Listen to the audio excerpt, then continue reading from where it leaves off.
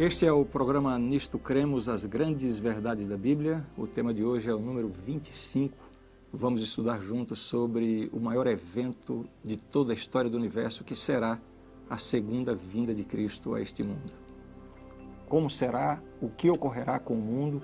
O que ocorrerá com as pessoas quando Jesus voltar? Enfim, esse é um tema que merece muita atenção e interesse. Eu convido que você esteja muito atento, especialmente acompanhando a leitura das passagens bíblicas, porque nós vamos aprender muita coisa juntos hoje. Me acompanhe.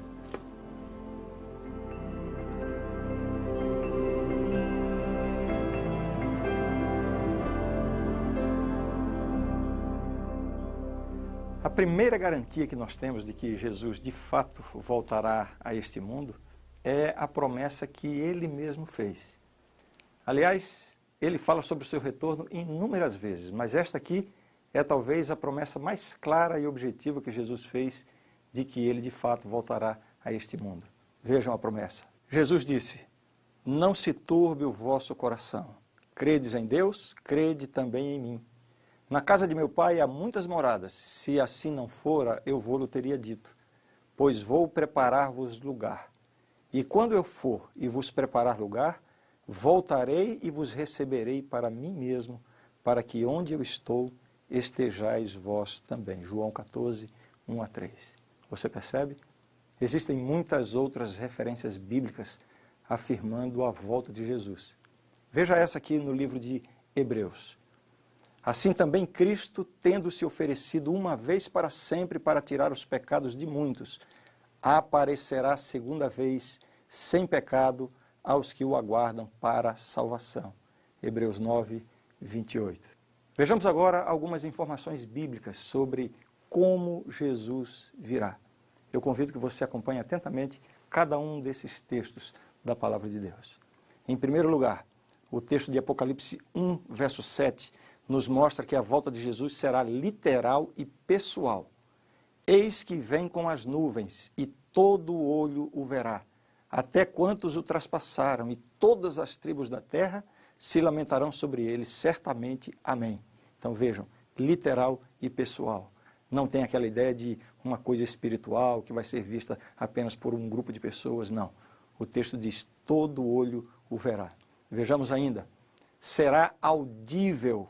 O apóstolo Paulo, em 1 Tessalonicenses capítulo 4, verso 16, ele diz: "Porquanto o Senhor mesmo, dada a sua palavra de ordem, ouvida a voz do arcanjo e ressoada a trombeta de Deus, descerá dos céus, e os mortos em Cristo ressuscitarão primeiro." Será um acontecimento audível, ao som de trombetas, à voz do arcanjo, realmente algo extraordinário. Vejamos ainda o que diz a Bíblia sobre a volta de Jesus. Será gloriosa. No livro de São Mateus, capítulo 16, verso 27, o próprio Jesus dizendo: "Porque o Filho do Homem há de vir na glória de seu Pai com os seus anjos, e então retribuirá a cada um conforme as suas obras." Essas passagens todas refutam completamente a ideia de que Cristo voltará de forma secreta, sem que ninguém veja, a fim de arrebatar secretamente a sua igreja, como alguns pensam. Apocalipse 1,7, que nós acabamos de ler, diz assim: "Eis que vem com as nuvens, e todo olho o verá." Veremos agora o que acontecerá com as pessoas na ocasião da volta de Jesus. Haverá pessoas vivas nesse momento, haverá pessoas que ao longo da história da humanidade já morreram. Dentre esses dois grupos, haverá pessoas que viveram com Jesus, outros que não quiseram saber de Jesus. Afinal, o que acontecerá com as pessoas? Vejamos o que diz a Bíblia. "Então aparecerá no céu o sinal do Filho do Homem. Todos os povos da terra se lamentarão e verão o Filho do Homem vindo sobre as nuvens do céu com poder e muita glória." Palavras do próprio Jesus falando a respeito da sua vinda, um acontecimento extraordinário. Ainda em Mateus 24, "Porque assim como o relâmpago sai do Oriente e se mostra até no Ocidente, assim há de ser a vinda do Filho do Homem." Mateus 24 e 27, palavras do próprio Jesus. Agora, outra pergunta: o que acontecerá às pessoas na ocasião da volta de Jesus? Qual será a reação das pessoas? dos que estiverem aqui quando Jesus voltar? E daqueles que já morreram também? Qual será a reação das pessoas? O que acontecerá com as pessoas? Primeiramente, com a volta de Jesus ocorrerá a morte dos ímpios. Aqueles que não aceitaram a Jesus como seu Salvador serão destruídos na sua vinda. O texto diz assim: os reis da terra, os grandes, os comandantes, os ricos, os poderosos, e todo escravo e todo livre, se esconderam nas cavernas e nos penhascos dos montes, e disseram aos montes e aos rochedos: caí sobre nós e escondei-nos da face daquele que se assenta no trono e da ira do Cordeiro. Vou repetir. Caí sobre nós e escondei-nos da face daquele que se assenta no trono e da ira do Cordeiro, porque chegou o grande dia da ira deles. E quem é que pode suster-se? Apocalipse 6, versos 15 a 17. Aqui o profeta teve uma visão de como seria a volta de Jesus e ele viu profeticamente essa cena terrível. Todos os ímpios, todos aqueles que não quiseram saber de Deus, na volta de Jesus, se precipitando nos penhascos, nos rochedos, enfim, serão aniquilados porque não vão poder subsistir à glória da volta de Jesus. O que mais vai acontecer? Ressurreição dos justos mortos. Aqueles que morreram em Cristo, essa é uma expressão da Bíblia. Aqueles que morreram em Cristo, quando Jesus voltar, receberão a sua vida de volta. O texto diz: porquanto o Senhor mesmo, dada a sua palavra de ordem, ouvida a voz do arcanjo e ressoada a trombeta de Deus, descerá dos céus, e os mortos em Cristo ressuscitarão primeiro. Aqui está a garantia da ressurreição dos justos mortos. Agora sim, a transformação dos salvos. Todos aqueles que aceitaram a oferta de salvação em Cristo, no dia da volta de Jesus, serão transformados. Que transformação será essa? Aqui diz o texto: no momento, num abrir e fechar de olhos, ao ressoar a última trombeta, a trombeta soará, os mortos ressuscitarão incorruptíveis, e nós seremos transformados, porque é necessário que este corpo corruptível se revista da incorruptibilidade e que o corpo mortal se revista da imortalidade. 1 Coríntios, capítulo 15, versos 52 e 53. Como é bom saber que quando Jesus voltar, os salvos vão ressuscitar, e não somente isso, vão ressuscitar transformados. Imagine isso. Aquela pessoa que morreu num leito de sofrimento, de dor, de enfermidade, vai ressurgir em glória, gozando de plena saúde. Aquelas pessoas que porventura não tiveram a sua integridade física ao longo da vida, alguma deficiência, alguma mutilação, vão ressuscitar com o corpo completo, glorioso e perfeito. É isso que diz a palavra de Deus. Vejamos mais o que diz a Bíblia. A trasladação de todos os salvos vai acontecer no momento da volta de Jesus. O texto diz: depois nós, os vivos, os que ficarmos, seremos arrebatados juntamente com eles. Eles quem? Os mortos que ressuscitaram em Cristo, entre nuvens para o encontro do Senhor nos ares, e assim estaremos para sempre com o Senhor. 1 Tessalonicenses, capítulo 4, verso 17. Em resumo, a volta de Jesus será isso. Ele vai descer do céu. Todos os ímpios morrerão, mas os salvos serão levados para o céu. Os que tinham morrido ressuscitarão transformados. Os que estiverem vivos serão também transformados e então viveremos para sempre com o Senhor. Jesus não marcou o dia nem a hora da sua volta, mas ele indicou que haveria sinais indicadores da proximidade da sua vinda.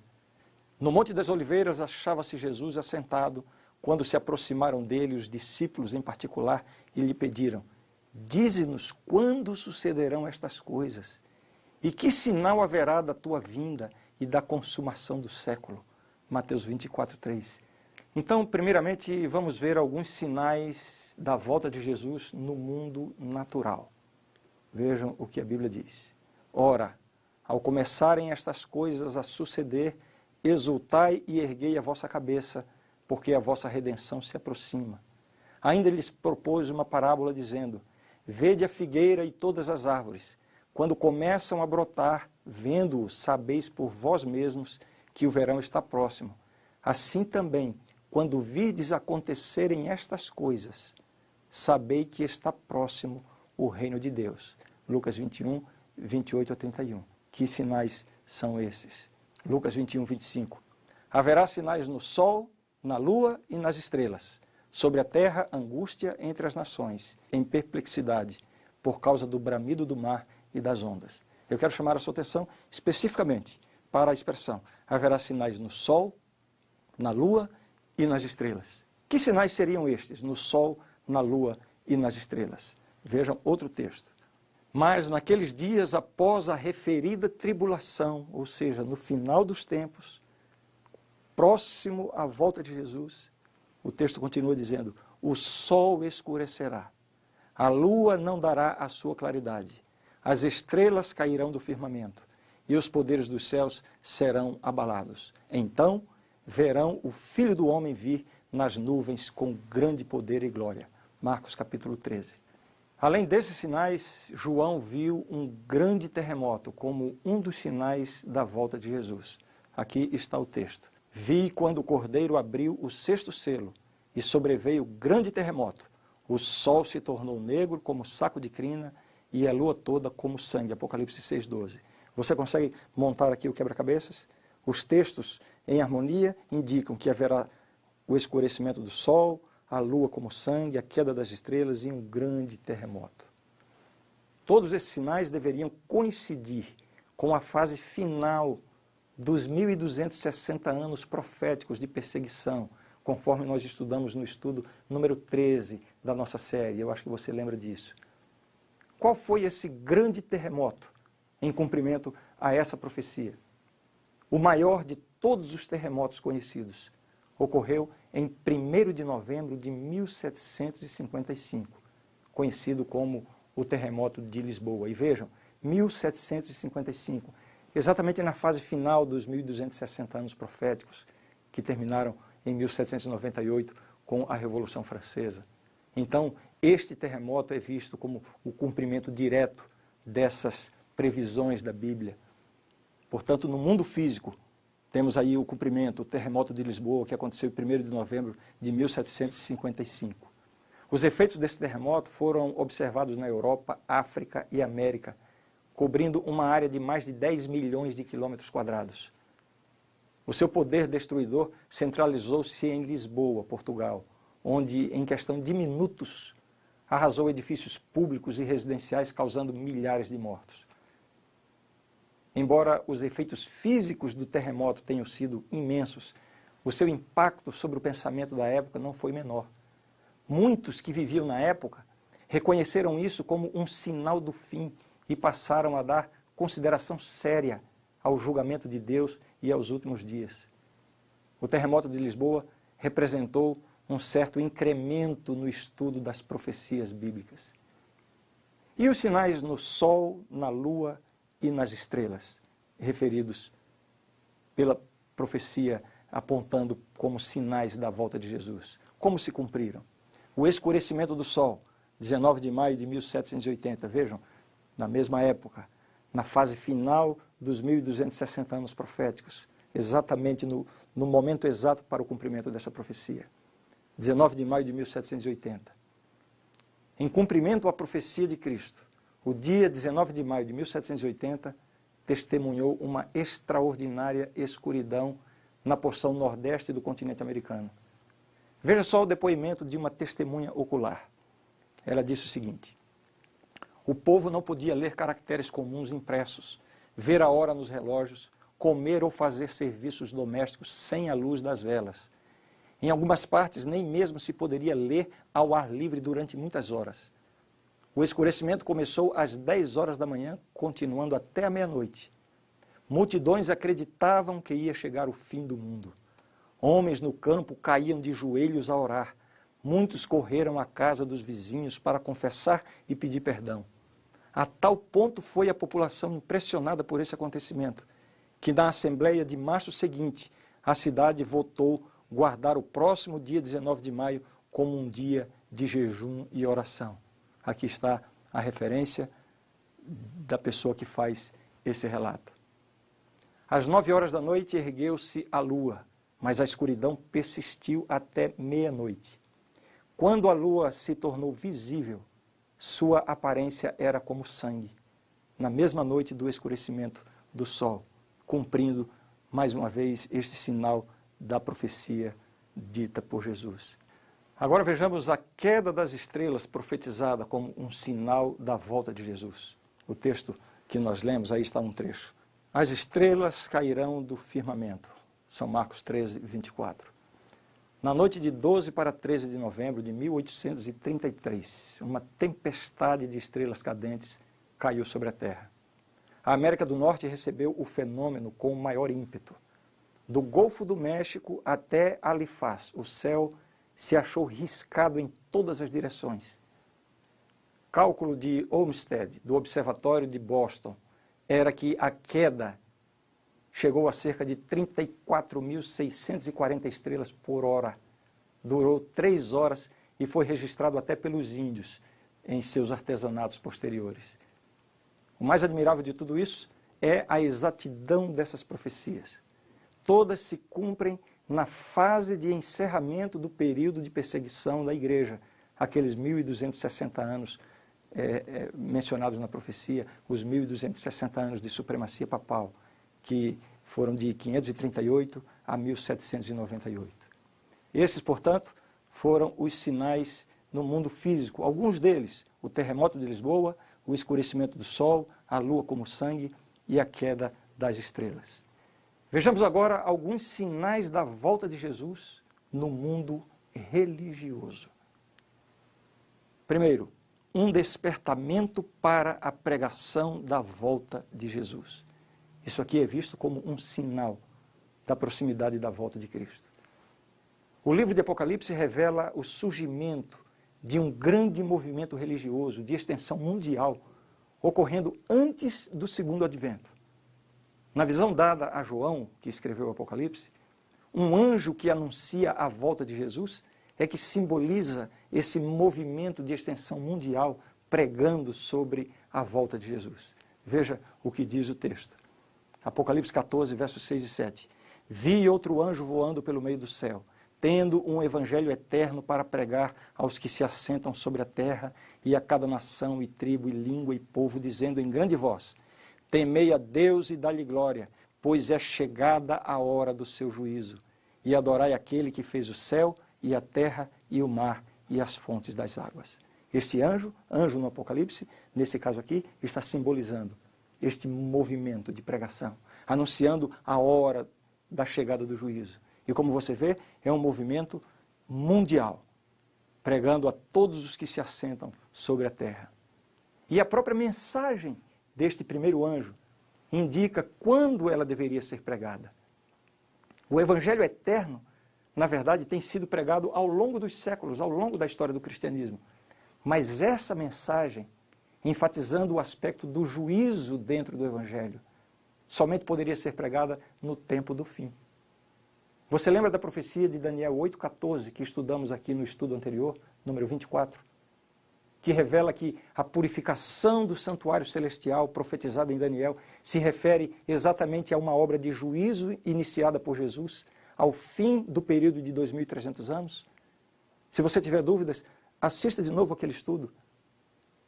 O fim do período de 2.300 anos, nós vimos aqui na profecia, 1844. Por isso, esse movimento de pregação sobre a volta de Jesus foi profetizado dessa maneira, exatamente na hora do juízo, exatamente na fase em que Jesus passou do lugar santo para o lugar santíssimo. Um movimento de pregação profetizado aqui no Apocalipse. Existe um movimento que surgiu bem no final dos 2.300 anos de Daniel 8,14 e começou a pregar enfaticamente o segundo advento de Jesus por todo o mundo. Esse é o movimento adventista ou a Igreja Adventista. A natureza mundial desse movimento é um dos mais claros sinais de que a volta de Cristo se aproxima.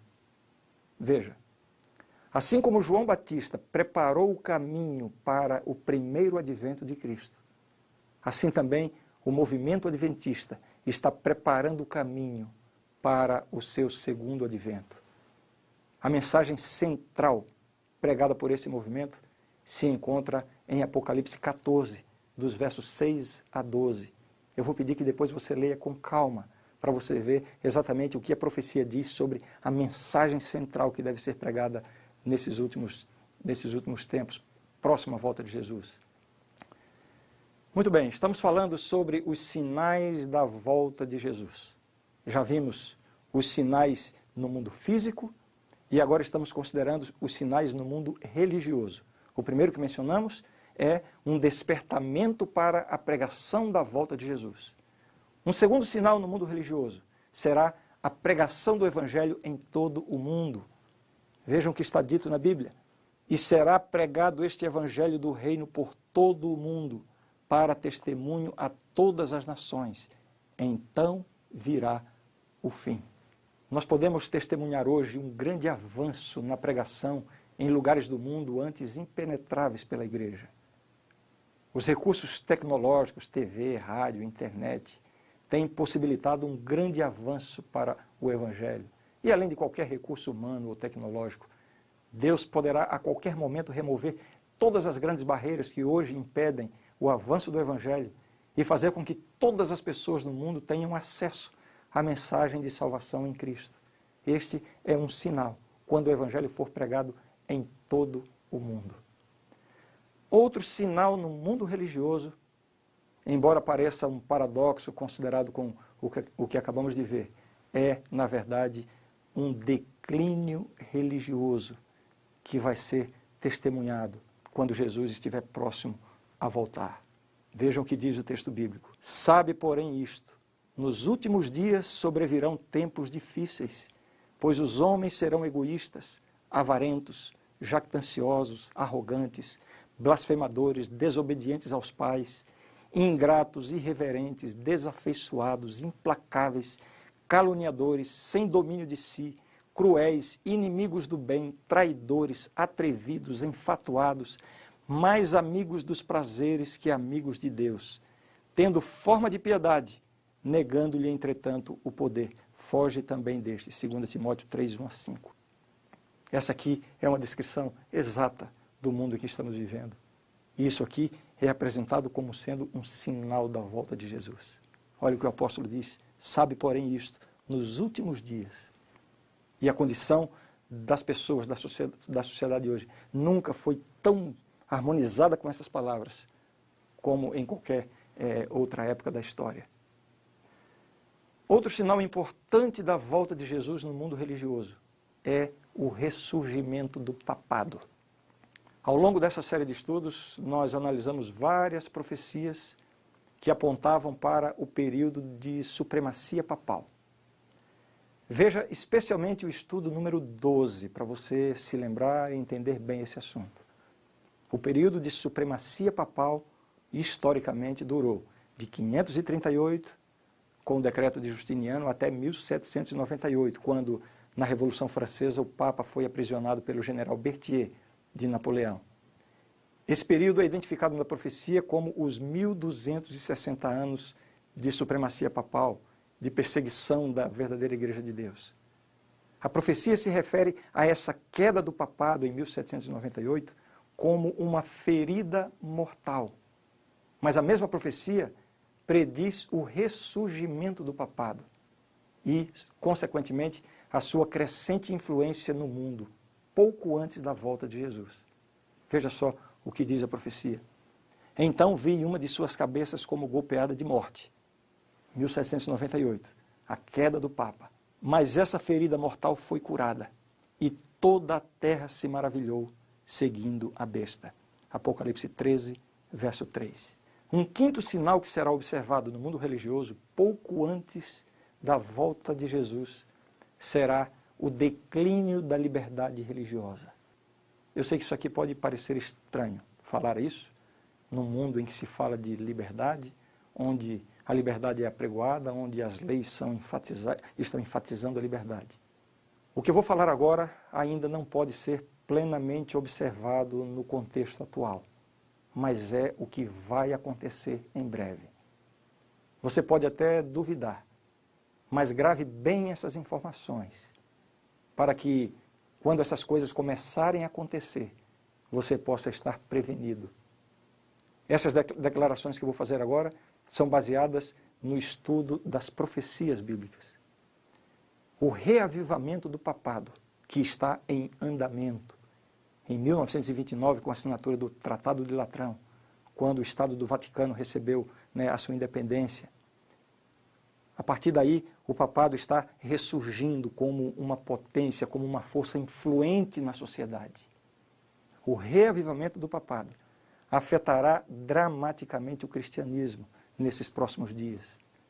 A liberdade religiosa, obtida a grande custo ao longo da história, assegurada pela separação entre igreja e Estado, vai ser severamente comprometida e finalmente abolida. Com o apoio de poderosos governantes civis, o sistema papal tentará impor a sua forma de adoração a todas as pessoas.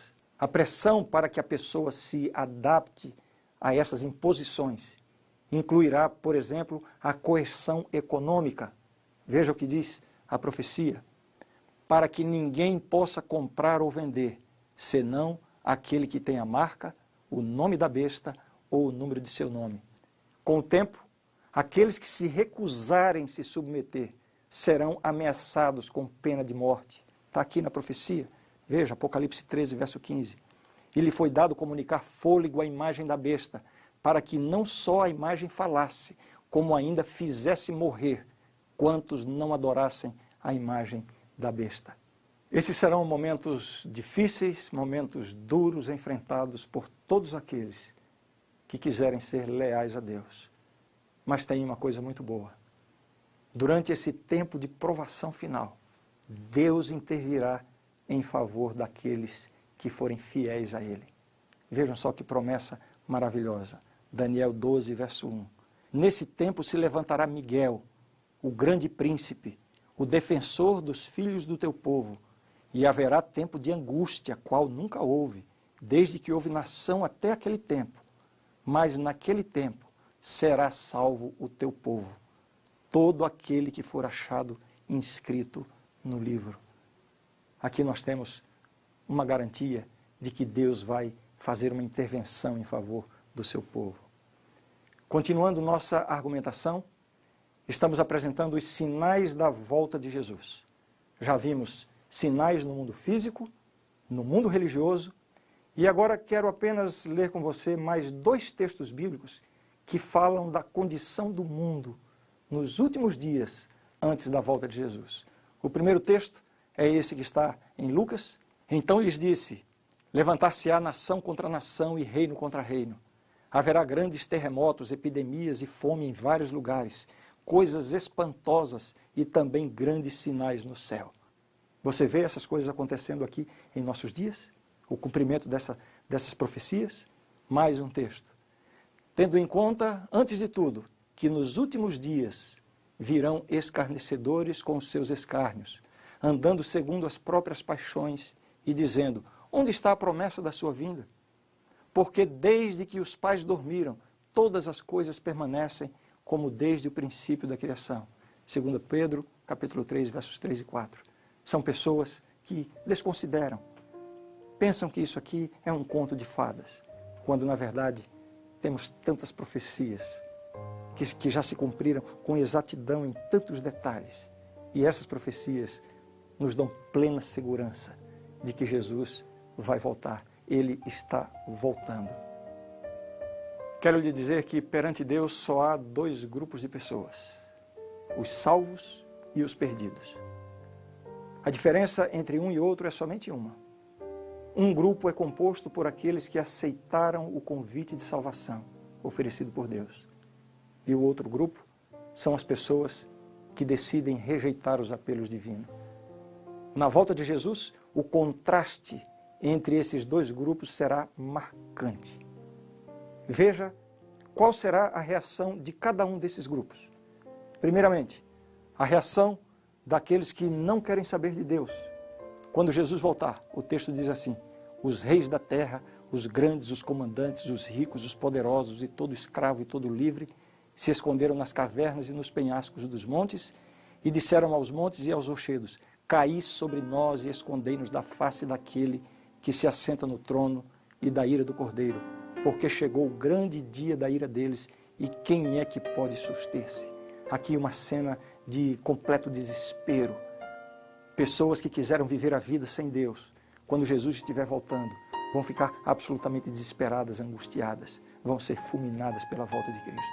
Uma cena triste, que infelizmente vai ser a experiência da grande maioria da humanidade. Veja agora qual vai ser a reação dos salvos.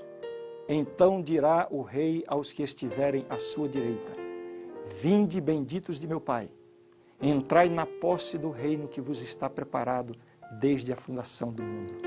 Mateus 25, 34. Aqui temos o outro grupo. Minhas últimas palavras de hoje são essas. De que lado você quer estar naquele grande dia? Saiba de uma coisa, essa decisão não poderá ser tomada na hora do dia da volta de Jesus. Quando Jesus terminar a sua obra no santuário celestial, cada caso já estará decidido. A oportunidade que nós temos é agora. É por isso que a Bíblia diz, se referindo ao Espírito Santo: hoje, se ouvirdes a sua voz, não endureçais o vosso coração. Pense sobre isso. Qual é a sua decisão diante de uma realidade tão importante, tão significativa e eterna?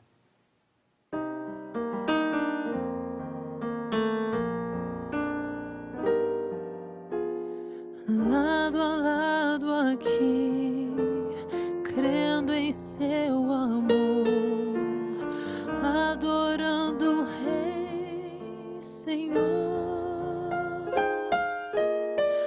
avançando em fé, movidos pelo amor, Deus nos acompanhará.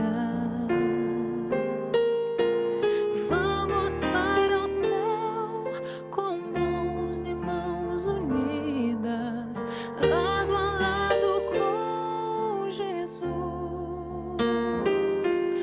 Nós vamos para o céu cantar canções em coro, eu e você vamos lá.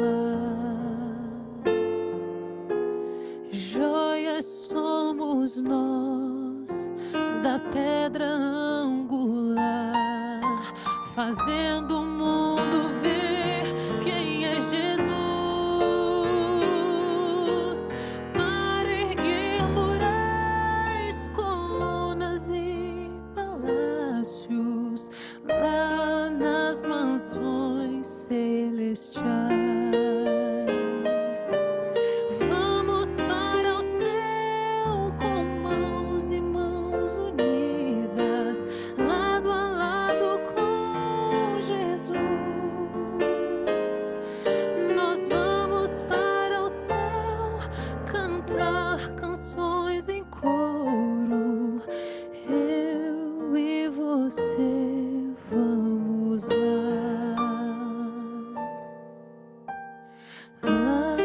nas mansões celestiais.